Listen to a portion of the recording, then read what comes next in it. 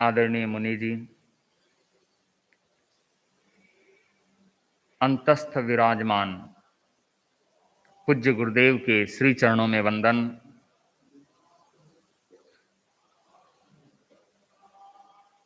आचार्य स्थूलिभद्र, जिन्होंने अपना साधना में उत्कृष्ट जीवन जिया, केवल जीवन ही नहीं जिया, अनेक शिष्यों को तैयार भी किया। तो जो शिष्य उनके तैयार हुए, योग्यता हासिल की, ऐसे तीर्थंकर भगवान महावीर के 9वें पटधर आचार्य महागिरि हुए, जिन्हें हम निरतिचार संयम धर्म के आराधक के रूप में देखते हैं। उन्होंने विशिष्ट साधना की और विशिष्ट साधना की मिसाल भी पेश की। उनका जन्म वीर निर्वाण 145 वर्ष में हुआ। एलापत्य गोत्र में उनका जन्म हुआ, किंतु उससे आगे का गृहस्थ जीवन का वर्णन ग्रंथों में कम ही प्राप्त होता है। केवल इतना वर्णन मिलता है कि वे 30 वर्ष तक गृहस्थ अवस्था में रहे और उनका भरण पोषण पालन आर्या यक्षा के द्वारा किया गया। इसके अलावा गृहस्थ जीवन की विशेष सामग्री प्राप्त नहीं होती। उन्होंने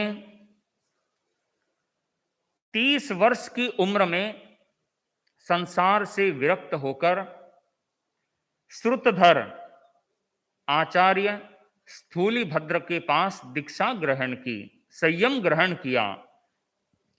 वीर निर्वाण 175वें वर्ष में गुरु सन्निधि में उन्हें 40 वर्ष रहने का अवसर प्राप्त हुआ। इतना ही नहीं, उन 40 वर्षों में उन्होंने आगमों का, पूर्वों का गहन अध्ययन भी किया। वे एक ऐसे शांत दांत और लब्धि संपन्न आचार्य बने, आगम विज्ञ आचार्य बने कि उनकी योग्यता को देखते हुए आचार्य स्थूलिभद्र ने उन्हें अपने पीछे उत्तराधिकारी के रूप में, आचार्य के रूप में प्रतिष्ठित किया। इन्हीं के साथ सुहस्ति का भी वर्णन प्राप्त होता है। आचार्य सुहस्ति, जिनकी दीक्षा जिस वर्ष आचार्य स्थूलिभद्र की, जो चतुर्दश पूर्वधर आचार्य थे, उनका स्वर्गवास वर्ष और आचार्य सुहस्ति का दीक्षा वर्ष दोनों एक ही रहे। तो आचार्य सुहस्ति उनके गंभीर्य को देखकर, विद्वत्ता को देखकर और संयम जीवन की उत्कृष्टता को देखकर ग्रंथों में यहां तक वर्णन मिलता है कि आचार्य महागिरि को भी आचार्य पद पर प्रतिष्ठित किया, तो एक नव दीक्षित मुनि सुहस्ति को भी आचार्य के रूप में प्रतिष्ठित किया। इस रूप में 2 आचार्यों को एक साथ आचार्य पद पर प्रतिष्ठित करने की यह एक नई परंपरा की शुरुआत हुई। आचार्य महागिरि 10 पूर्वों के ज्ञाता थे और वे तीर्थंकर महावीर के 10वें 9वें पट्टधर के रूप में हम उन्हें देखते हैं। उन्होंने अपने शासन काल में अनेक मुनियों को आगम वाचनाएं दी और आगमों को पूर्वों को अध्ययन करने के बाद उनके मन में एक विचार आया कि क्यों नहीं मेरे ऐसे स्थिर मति, प्रबुद्ध और जिन शासन प्रभावक मुनि सुहस्ती तैयार हो चुके हैं और वे आचार्य पद पर आ चुके थे, तो उनको अपने संघ का गण का पदभार सौंपकर जो जिन कल्प की एक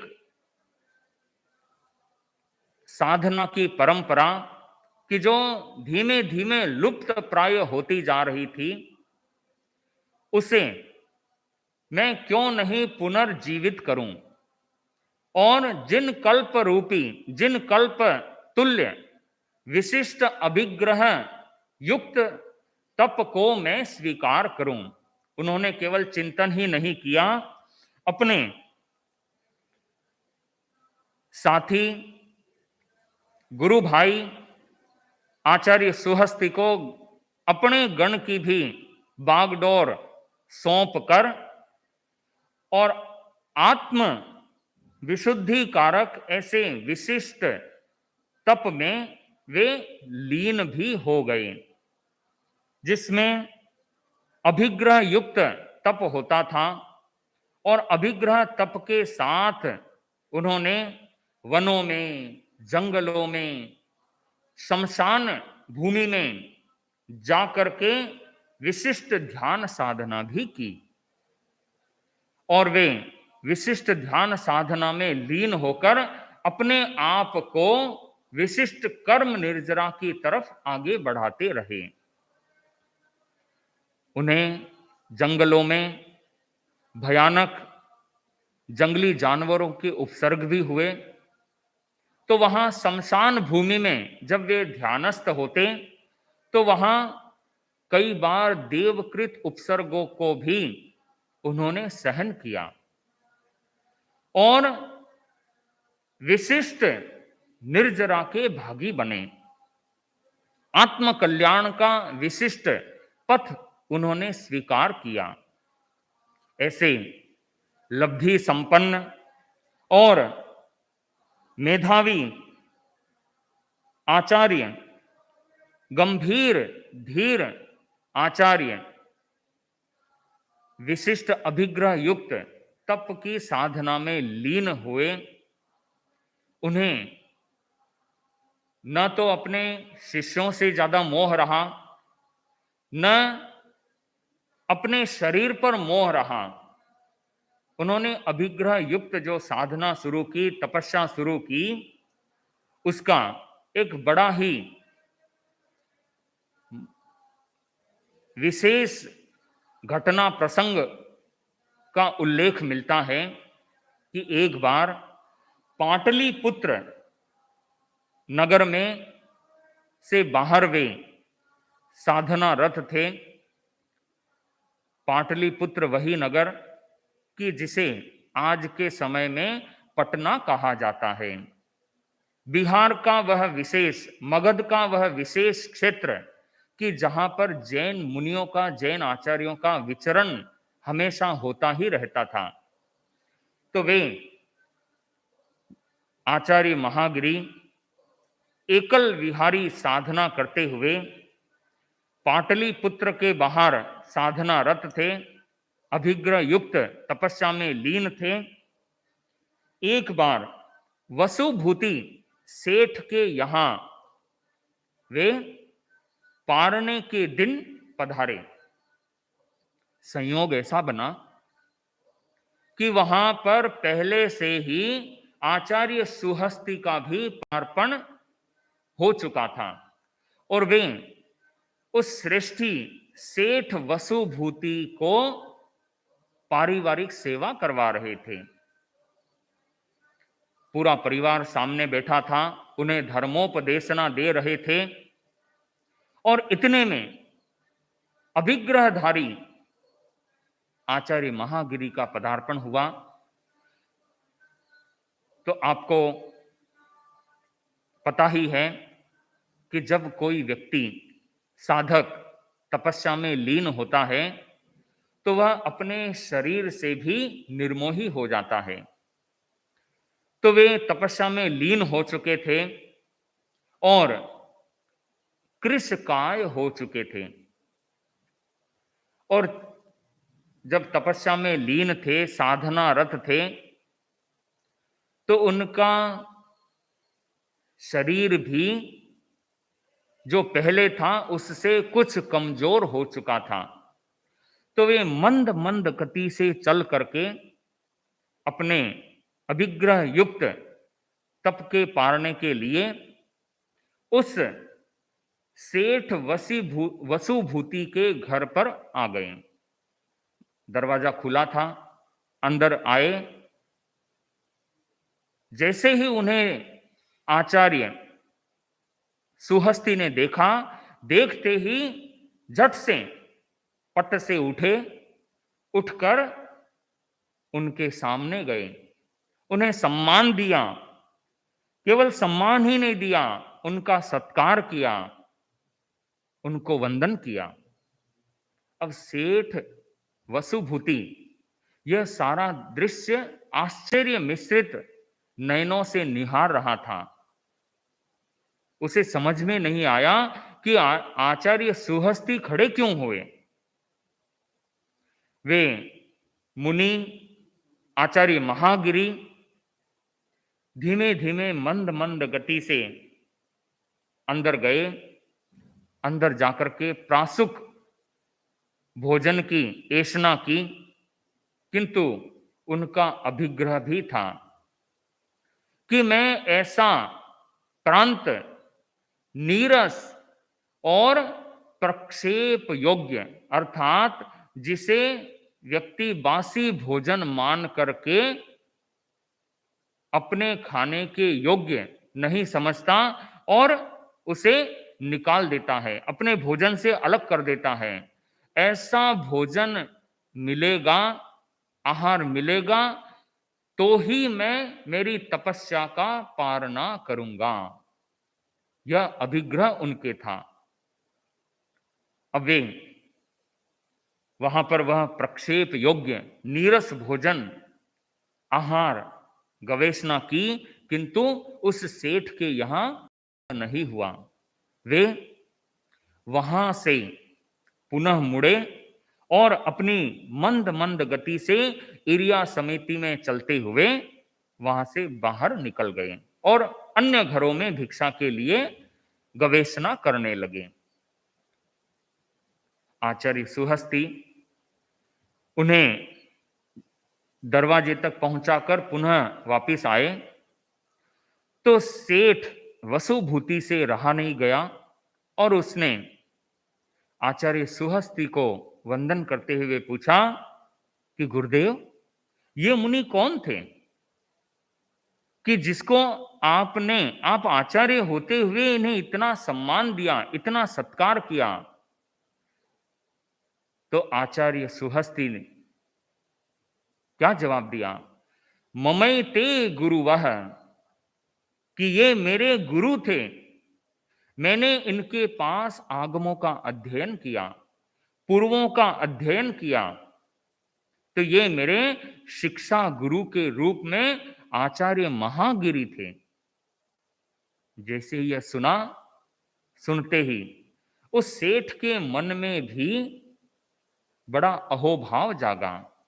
आचार्य महागिरी के प्रति एक सत्कार का भाव जागा और फिर पुनः प्रश्न किया कि महाराज, ये मेरे घर में पधारे, इन्होंने प्रासुक भोजन की गवेषणा की और हमारे परिवार के सदस्यों ने भावना भी भाई, किंतु इन्होंने आहार ग्रहण नहीं किया। तो आचार्य सुहस्ती ने कहा कि कैसे ग्रहण करते? श्रेष्ठीवर उनके तो अभिग्रह था, और अभिग्रह भी कैसा अभिग्रह कि वे नीरस और ऐसा प्रक्षेप योग्य आहार ही अपने तपस्या के पारने में ग्रहण करते हैं। तो उस श्रेष्ठीवर के मन में यह भाव जगा कि ऐसा धन्य दिवस आएगा कि मेरे हाथ से, मेरे घर से भी आचार्य महागिरी की जो विशिष्ट अभिग्रह युक्त तपस्या में लीन है, उन्हें भी मुझे दान देने का सौभाग्य प्राप्त हो। श्रेष्ठी परिवार अब प्रतिदिन इंतजार करता है कि मुनिवर आचार्य महागिरी मेरे घर पर पधारे और हमारे घर से भी भिक्षा ग्रहण करें, हमें भी दान का सुअवसर प्रदान करें। संयोग ऐसा बना, कई बार कहा जाता है कि योग ऐसा मिलता है बड़े भाग्य से, आचार्य महागिरी के तपस्या का पारना, और वे उसी वसुभूति सेठ के घर पर पधारना हुआ। उनके घर पर कुछ ऐसे मिठाई, मिष्ठान्न, मावे के लड्डू बने हुए थे। अब उन्होंने पहले से ही वह आचार्य सुहस्ती से सुन रखा था कि ये प्रक्षेप योग्य नीरस आहार ही ग्रहण करते हैं। तो उन्होंने उन लड्डुओं को दान देने की भावना से आचार्य महागिरी को निवेदन किया कि हे गुरुवर, हे आचार्यवर, आप हमें कृतार्थ करें और हमारे घर से भिक्षा ग्रहण करें। तो उन्होंने पूछा कि आपके यहां पर क्या सूझता है? तो उन्होंने एक इस तरह से मोदक की, लड्डुओं की भावना भाई और कहा कि महाराज, हमने आज का भोजन कर लिया है और ये लड्डू बचे हुए हैं। इन लड्डुओं का दान हम देना चाहते हैं, आप इन्हें ग्रहण करें। यह प्रक्षेप योग्य है। किंतु उग्र तपस्वी, अभिग्रहधारी, विशुद्ध आचार साधना के वाहक आचार्य महागिरी उनकी वह भावना समझ गए कि यह दान तो देना चाहते हैं, इनकी तीव्र उत्कट भावना है, किंतु यह दान मेरे ग्रहण के योग्य नहीं है। मेरा अभिग्रह है कि जो नीरस प्रक्षेप योग्य, अर्थात कि जिन्हें गृहस्थ एक तरह से छोड़ देता है, ऐसा बासी भोजन मैं ग्रहण करूंगा। किंतु मेरे अभिग्रह में यह जो मोदक भावना भा रहे हैं, ये बोल तो रहे हैं कि महाराज ये प्रक्षेप योग्य हैं, किंतु मुझे ये मेरे अभिग्रह युक्त तपस्या के पारने के योग्य नहीं लग रहा है। तो वे मौन रहे और जिन कदमों से वे अंदर प्रवेश किया था, वापस पुनः मुड़ करके मंद मंद गति से पुनः वहां से बिना भिक्षा लिए, बिना आहार ग्रहण किए रवाना हो गए। जब उनकी वह अभिग्रह युक्त तपस्या पूर्ण हुई और उनकी वह साधना का क्रम पूरा हुआ, पुनः आचार्य सुहस्ती से मिलन हुआ, तो आचार्य महागिरी कि जो आगम विज्ञ थे, निरतिचार चारित्र का पालन करने की उनके भीतर में उत्कट भावना थी, उन्होंने आचार्य सुहस्ती को एक तरह से उपालंब दिया कि सुहस्ती, तुमने यह कार्य अच्छा नहीं किया। कि महाराज कैसे? कि तुमने पाटलिपुत्र में, जहां मैं भिक्षा के लिए आया था, उसे प्रेरणा दी और मेरे अभिग्रह के बारे में बताया, तो मुझे वह आहार कि जो मेरे लिए अनेसनीय था, वह अनेसनीय स्थिति को देखते हुए मैंने ग्रहण किया। तो तुम्हें इस तरह का मोह नहीं करना चाहिए। आचार्य सुहस्ती, आचार्य महागिरी का उपालंब भी उन्होंने स्वीकार किया। कहा, तहत महाराज, मेरे से भूल हुई, अब मैं आगे पर यानिम्नो जमहम पुव्व मकासी पमायणम, कि भगवान, मेरे द्वारा जो प्रमाद हुआ, मैं यह आपके सामने संकल्प करता हूं कि आप के इस निरतिचार साधना में मैं पुनः ऐसी कभी गलती नहीं करूंगा। आचार्य स्तुहस्ती पुनः अपने यात्रा में लीन हुए और इधर आचार्य महागिरी उनके वह निरतिचार चारित्र का पालन करते हुए, उनका भी बड़ा विशाल संघ बना। उनके प्रमुख 8 शिष्यों का वर्णन मिलता है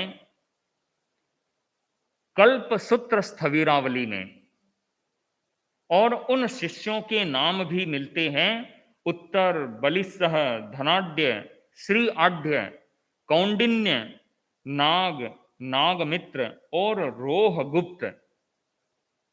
तो इस तरह से ये सब उनके प्रमुख शिष्य बने और संघ के आगे से आगे धर्म प्रचार में, जैन शासन की प्रभावना में उन शिष्यों ने भी बड़ा योगदान दिया। थाणम सूत्र में जो 9 गणों का उल्लेख मिलता है, उनमें एक गण का नाम आता है उत्तर बलिसह। तो कुछ आचार्यों ने ऐसा अपना अभिमत प्रकट किया है कि जो उत्तर और बलिसह कि जो आचार्य महागिरी के प्रमुख शिष्य थे, उनके द्वारा जो परंपरा चली, उनके द्वारा जो गण संचालन हुआ, तो वह गण उत्तर बलिसह के नाम से कालांतर में मशहूर हुआ, फेमस हुआ। और वही फिर थाणम सूत्र में जो 9 गणों का उल्लेख आता है, उसमें उत्तर बलिसह गण भी एक प्रमुख गण के रूप में जैन शासन का प्रभावक बना। आचार्य महागिरी, उनका गृहस्थ जीवन 30 वर्ष रहा, मुनि पर्याय का जीवन 40 वर्ष रहा, और उन्होंने युग प्रधान पद पर 30 वर्ष रहते हुए जैन शासन की अनुत्तर प्रभावना की, निर्तिचार चारित्र का पालन किया, और चारित्र का पालन करते हुए वे वीर निर्वाण 245वें वर्ष में गजेंद्रपुर नगर में अंतिम सांस ली, देवलोक गमन किया।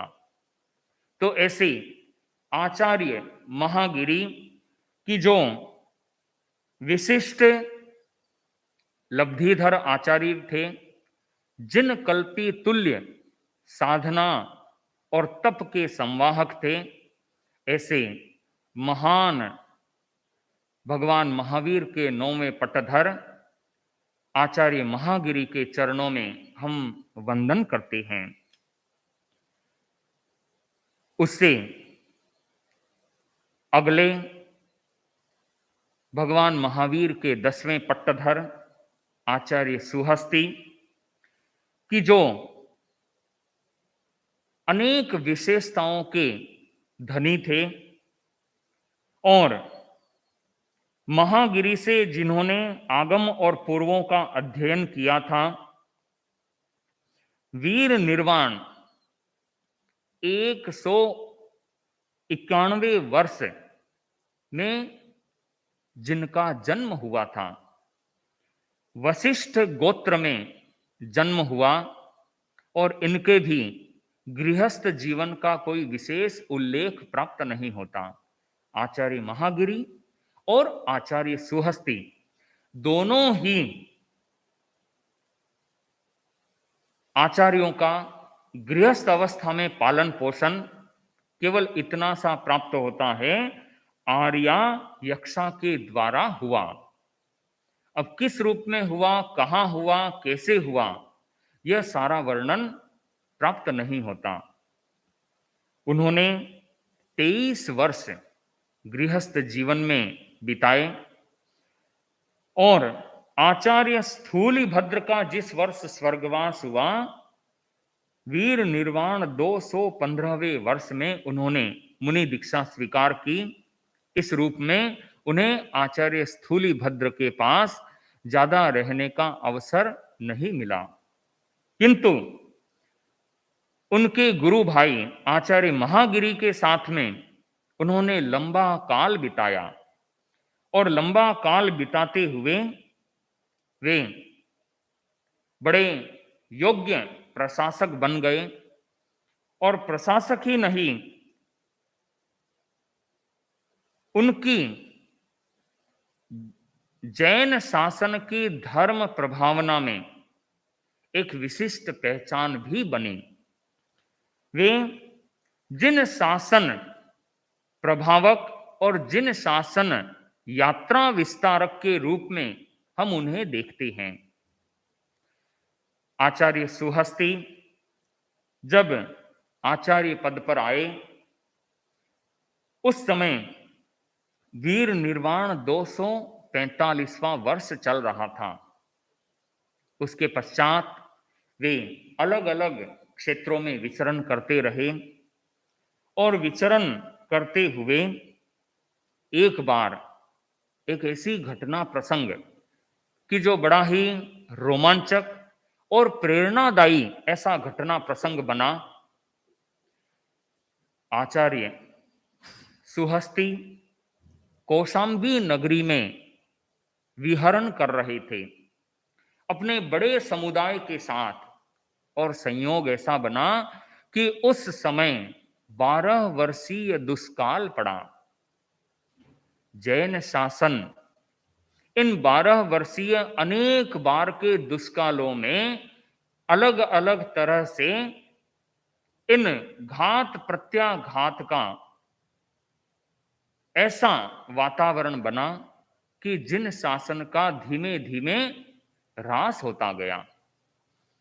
एक बार की बात है, दुष्काल की स्थिति, किंतु आचार्य का इतना प्रभाव कि वहां के राजा और वहां के बड़े बड़े सेठ उन्हें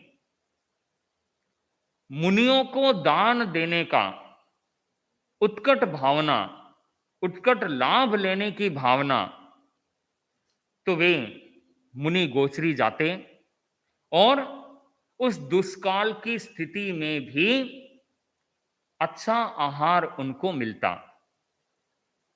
एक बार कुछ मुनि भिक्षा लेकर के पुनः गुरु चरणों में उपस्थित हो रहे थे।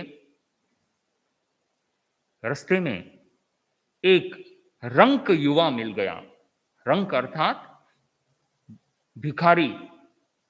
दुष्काल का तो समय था और वह दुबला पतला कृशकाय उन मुनियों को पात्र में भिक्षा आहार ग्रहण करके पुनः रास्ते से जाते हुए देखा, तो भूख से आकुल व्याकुल वह युवा मुनियों को एक करुण स्वर में निवेदन कर रहा है कि हे मुनिवर, मैं भूखा हूं, मुझे भोजन दो, आपके पास झोली में भोजन है। उन युवा मुनियों ने उस रंक युवा को कहा कि हम ऐसे भिक्षा नहीं दे सकते। जो हमने आहार लाया है वह तुमको बिना गुरु आज्ञा के नहीं दे सकते। तो क्या आपके गुरु कि हम वहीं हमारे स्थान पर जा रहे हैं कि जहां हमारे गुरु रहते हैं, विराजमान हैं, तो वहां हम उनसे आज्ञा लेकर के तुम्हें दे सकते हैं। यूं मुनियों ने उन्हें उस युवक को प्रेरणा दी, गुरु दर्शन की। वह भूख से आकुल व्याकुल युवक उनके पीछे पीछे चलता रहा, केवल मात्र इस लोभ में, इस लालच में कि मुझे कुछ उदर पूर्ति के लिए इस दुर्भिक्ष में भी भोजन मिल जाएगा। मुनि स्थान में आए, गुरुवर को निवेदन किया कि भंते, आज हमें एक युवा मिला और वह युवा वह मुनियों के पीछे पीछे चल ही रहा था, उनके समक्ष उपस्थित किया कि गुरुवर, यह युवा कहता है कि मैं भूखा हूं, मुझे भोजन दो।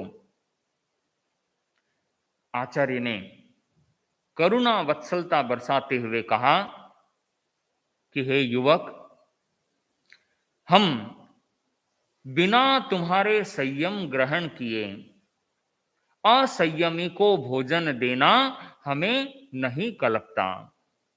तुम अगर संयम ग्रहण करते हो तो हम तुम्हें भिक्षा में जो लाया हुआ आहार है वह दे सकते हैं। वह क्षुधातुर युवक भीतर से उत्कट भावना कि मुझे जैसे तैसे भोजन मिल जाए, उसने आचार्य सुहस्ति को निवेदन किया कि महाराज, मैं आपके द्वारा दिया हुआ संयम ग्रहण करना चाहता हूं और मैं उन दुर्भिक्ष के कष्टों से, संयम जीवन के कष्टों को सहन कर सकता हूं और मुझे आप जल्दी से जल्दी संयम दिलाएं। आचार्य ने उस युवक को अपने ज्ञानोपयोग लगा करके देखा कि यह युवक भविष्य में जिन शासन का प्रभावक सितारा हो सकता है। यूं जानकर उसे तत्काल सामायिक चारित्र पचका दिया। कोई भी मुनि दीक्षा ग्रहण करता है तो उसे सबसे पहले सामायिक चारित्र ही पचकाया जाता है। क्यों? कि उस युवक को न तो प्रतिक्रमण याद और न वह और अन्य साधु जीवन की चर्या जानता है। केवल उसके मन में इतनी भावना है कि मुझे संयम ग्रहण करना है। मुनि, वह रंक युवा मुनि बन गया। मुनि बनकर अब उसे मुनियों द्वारा लाया हुआ भोजन करवाया गया। वह काफी समय से क्षुधातुर था और उसे मात्रा का ध्यान नहीं रहा और जो जो भोजन उसे करवाया गया वह भोजन करता गया। आहार तो कर लिया, किंतु कहा जाता है कि आहार करना बड़ी बात नहीं, आहार को पचाना बड़ी बात है, भोजन को पचाना बड़ी बात है। तो वह युवक, उसने भोजन कर तो लिया किंतु मात्रातिरेक वह भोजन हो गया और संयोग ऐसा बना कि वह कुछ समय बीता और रात्रि आ गई। तो रात्रि में मुनि न जल ग्रहण करते हैं न औषधि ग्रहण करते हैं। आचार्य ने देखा तो वह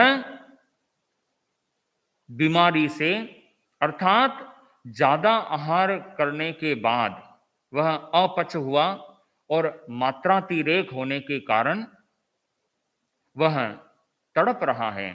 किंतु आचार्य ने उसे समत्व भाव में रहने का संस्कार दिया, शिक्षा दी, प्रेरणा दी। और प्रेरणा देने के बाद वह मुनि जो उसी दिन दीक्षा ग्रहण की थी, अपने समत्व भाव में लीन होकर के उन जो जो उसे कष्ट हो रहा है, उन कष्टों को सहन कर रहा है। सहन करते हुए वह वहां से संयम जीवन पूर्ण कर, उसी दिन तो उसने दीक्षा ग्रहण की, और उसी वह प्रथम दिन ही उसका अंतिम दिन बन गया। उसी रात्रि में वह संयम जीवन को पूर्ण कर देवलोक में जाकर उत्पन्न हुआ। और देवलोक में जाकर पुनः वहां से कहाँ आया? मगध सम्राट अशोक का पौत्र और अवंती नरेश, उज्जैनी के राजा कुणाल का पुत्र, संप्रति के रूप में, संप्रति राजकुमार के रूप में उत्पन्न हुआ। आचार्य सुहस्ती कालांतर में विचरण करते करते अवंती नगर में पधारे, और वहां पर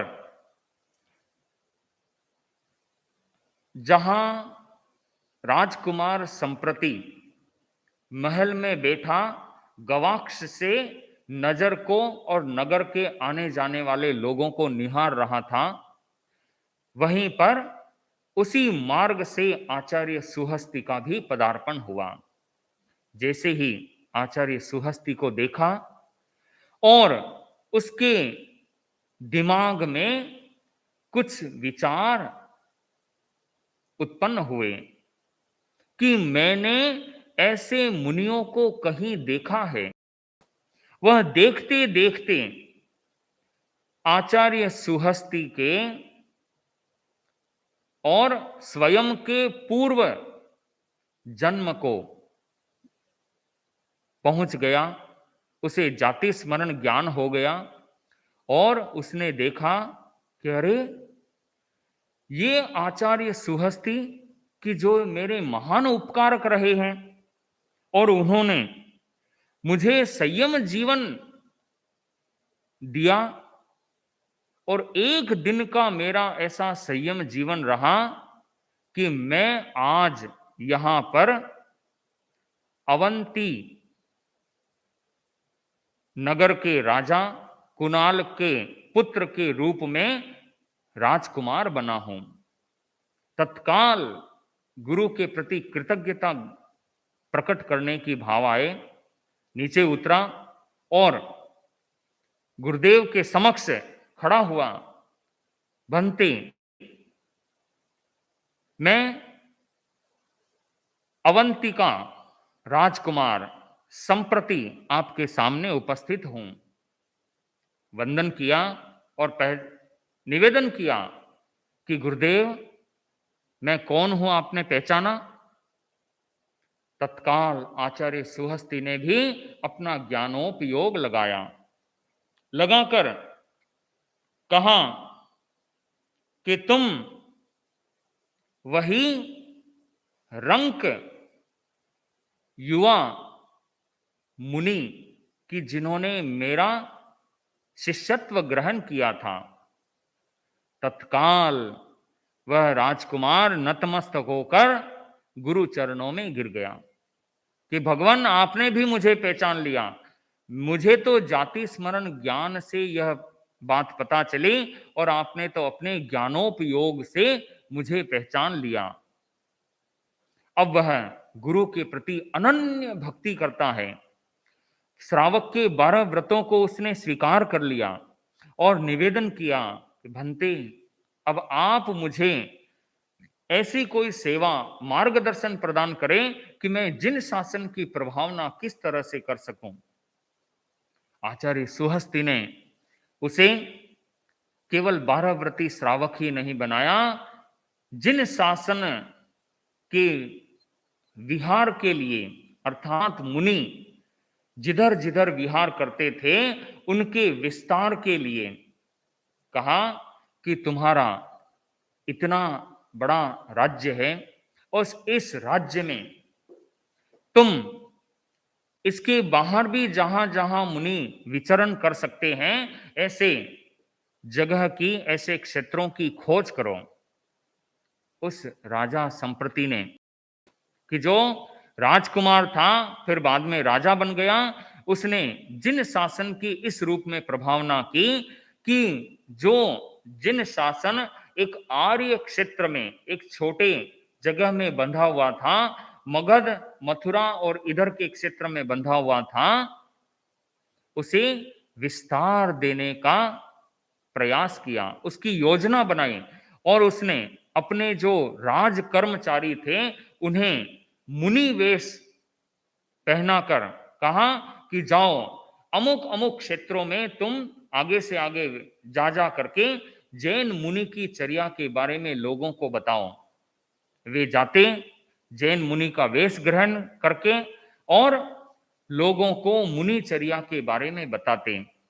इस तरह से जब वे पुनः राज कर्मचारी आ जाते तो वह संप्रति राजा आचार्य सुहस्ती को निवेदन करता कि महाराज अब उधर का क्षेत्र आपके विचरण के लिए भी योग्य हो चुका है। तो यूं करके उन्होंने आंध्र प्रदेश, उड़ीसा और द्रविड़ का क्षेत्र अर्थात आज का जो तमिलनाडु क्षेत्र है, वहां महाराष्ट्र का क्षेत्र, ऐसे ऐसे दूर प्रदेश में जैन मुनियों के लिए विहार सुगम करवाया।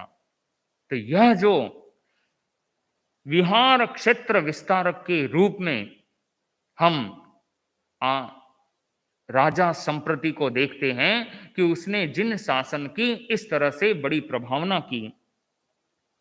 अब एक आचार्य सुहस्ती के जीवन का प्रसंग आता है कि जिस समय दुष्काल की स्थिति थी, आचार्य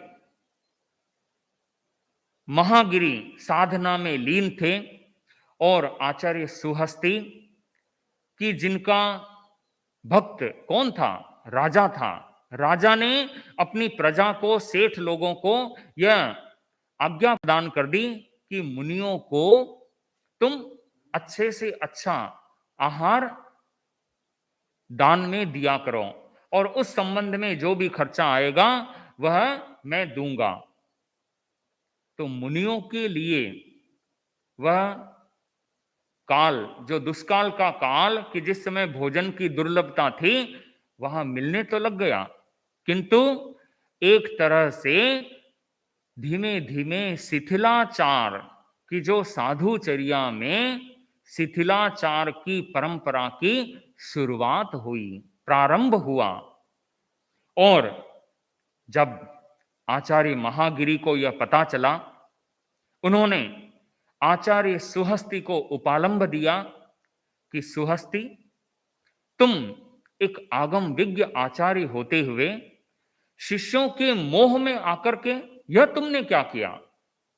अपने साधुचर्या के नियम में ऐसनीय आहार में तुमने दोष का कारण बना दिया और दोषित आहार को भी ग्रहण करना कल्पनीय मान लिया। तो सुहस्ती ने आचार्य महागिरी को यूं ही एक ऐसा भक्ति की अतिरेक या यथा राजा तथा प्रजा, यूं उन्हें कहते हुए एक तरह से नेग्लिजेंसी का उत्तर दिया। आचार्य महागिरी, उन्हें यह सहन नहीं हुआ और उन्होंने आचार्य सुहस्ती के साथ अपना आहार संबंध विच्छेद कर लिया। तो यह जो संघ से आहार विच्छेद की सबसे पहली शुरुआत अगर कहीं हुई है तो आचार्य द्वारा आचार्य सुहस्ति के साथ में हुई। जैसे ही आचार्य सुहस्ति को अपनी गलती का एहसास हुआ, उन्होंने बड़ा अनुनय विनय किया महागिरी से कि भंते, मेरे से गलती हुई, आप मेरे इस प्रमाद को क्षमा करें। आचार्य महागिरी ने वह प्रतिबंध तो एक बार के लिए हटा लिया कि भी संग विच्छेद का जो प्रतिबंध था, आहार से संबंध विच्छेद का जो प्रतिबंध था, उसको तो हटा लिया, किंतु स्वयं का आहार व्यवहार पुनः वापस उनके साथ नहीं किया। तो इस तरह से यह जो शिथिलाचार की परंपरा उस समय शुरू हुई, आचार्य सुहस्ति के समय से, वहां से यह सुविधावाद का संस्कार क्रमशः धीमे धीमे महागिरी ने एक बार प्रहार किया, उपालंब दिया, एक बार तो रुका, किंतु वह पूर्ण रूप से नहीं रुक सका और क्रमशः जैन शासन में शिथिलाचार आगे से आगे बढ़ता रहा। इस शिथिलाचार को लेकर अनेक क्रांतियां भी हुई और क्रांतियों का पुनः निराकरण भी हुआ और उसी क्रांति का एक रूप हम तेरापंथ में आचार्य भिक्षु के द्वारा की गई आचार और विचार की धर्म क्रांति को भी देख सकते हैं। आचार्य सुहस्ति जब इस तरह से आगे अपना जीवन चला रहे थे, बड़े ही संग प्रभावना के साथ, एक बार वे वाहक कुट्टी स्थान पर भद्रा पत्नी के स्थान पर विराज रहे थे। वहां पर नलिनी गुल्म नामक अध्ययन की जो पूर्वों का ज्ञान था, नलिनी गुल्म यह देव लोक से संबंधित एक ऐसा अध्ययन, नलिनी गुल्म अर्थात प्रथम देवलोक से संबंधित वह ज्ञान था, उसका रिवीजन कर रहे थे, चितारना कर रहे थे। उनका बेटा अवंती सुकुमाल कि जिसकी 32 पत्नियां थी, उनके साथ आमोद प्रमोद में लगा हुआ था। मुनि आचार्य सुहस्ति अपने स्वाध्याय में लीन थे और उस नलिनी गुल्म अध्ययन का पुनरावर्तन कर रहे थे।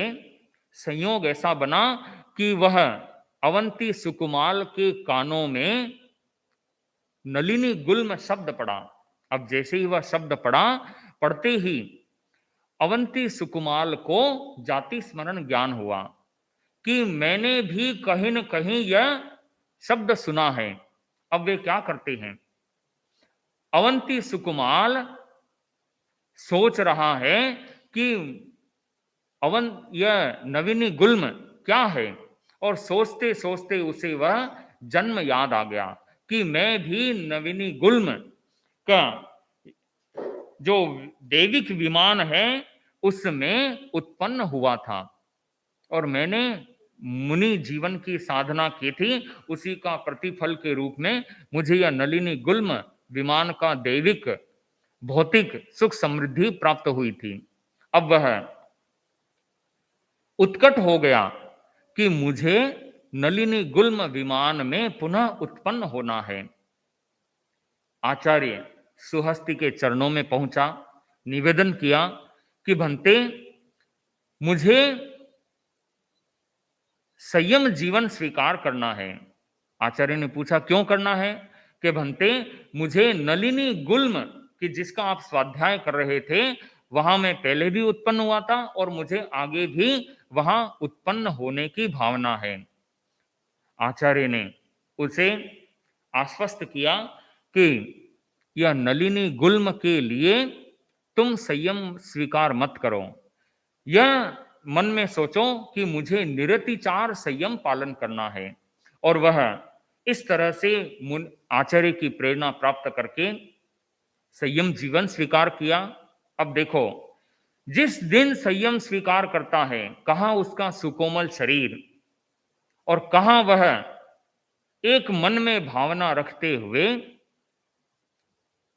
सुकोमल शरीर के प्रति भी निर्मोही बन गया और नंगे पैर चलने लगा।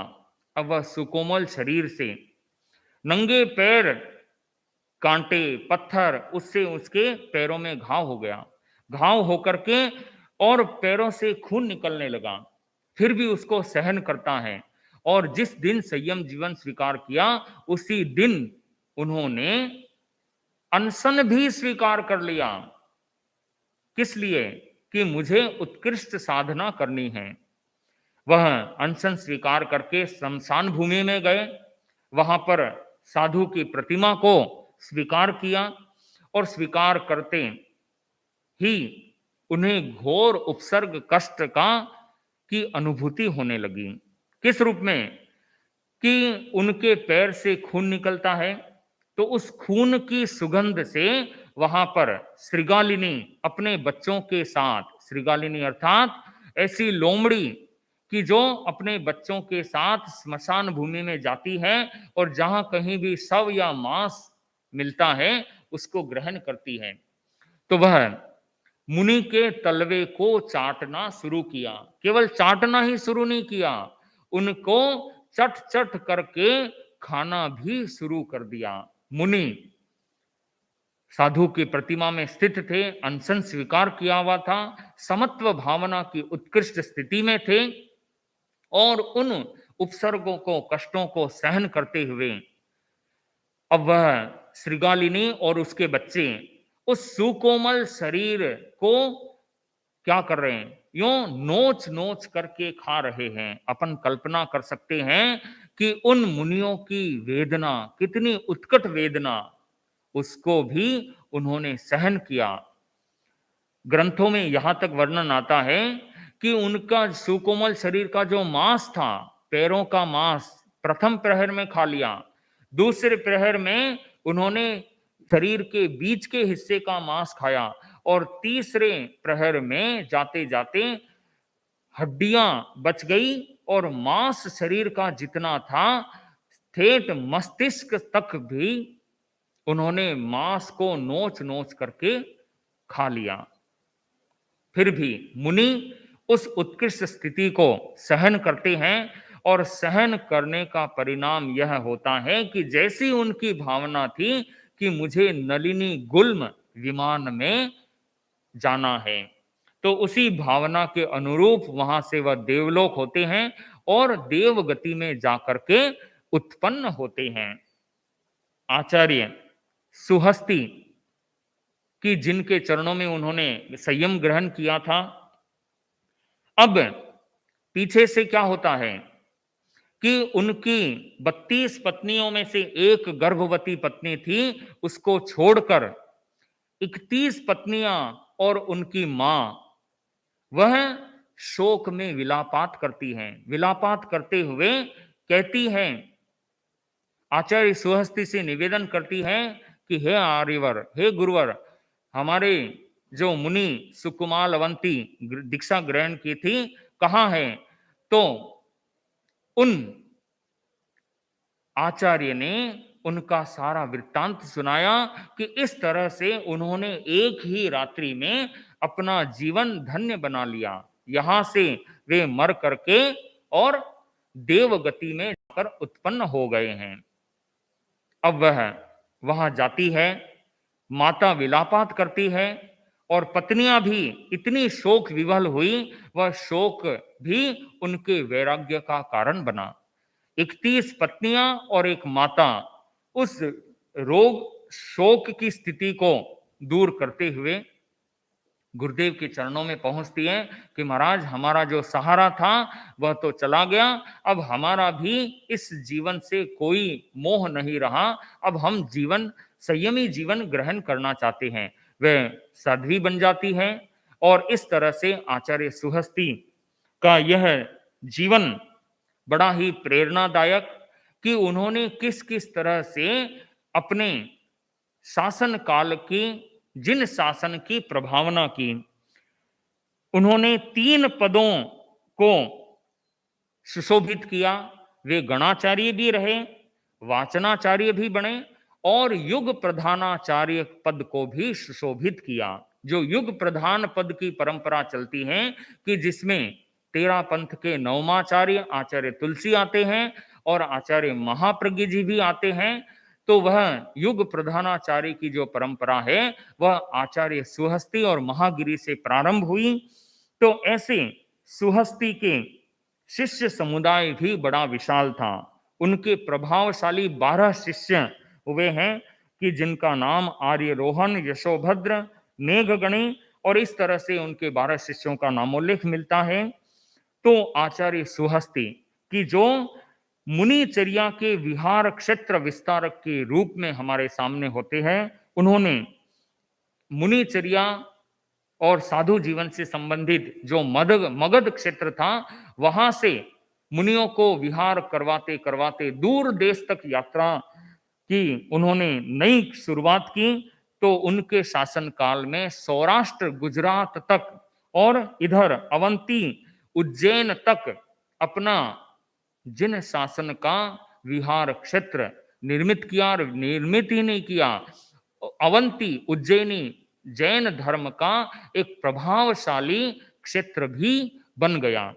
ऐसे युग प्रधानाचार्य आचार्य सुहस्ती, जिनका 23 वर्ष गृहस्थावस्था रहा और 77 वर्ष के संयम पर्याय में से 46 वर्ष उन्होंने युग प्रधानाचार्य के रूप में बिताए और जिन शासन की बड़ी प्रभावना की, पूर्ण 100 वर्ष की आयु उन्होंने भोग कर वीर निर्वाण 291 में स्वर्गवास हुआ, देवलोक गमन हुए, तो काल धर्म प्राप्त हुए।